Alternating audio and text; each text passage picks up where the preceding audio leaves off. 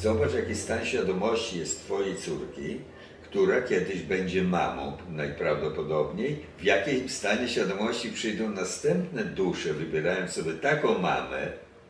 Tak, jak mówisz. Bo ja mam na przykład córkę, która niedawno się okazało, że już ma 40 lat. Ja jestem dziadkiem. Mój wnuk ma 20 lat.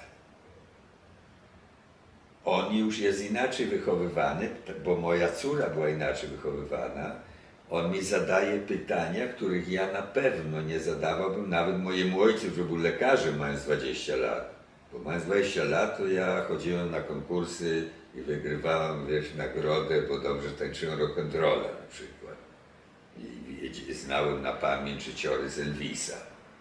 Choćby dla samej satysfakcji, że to jest niby z Ameryki, a za komuny to było krzywo patrzeni na to.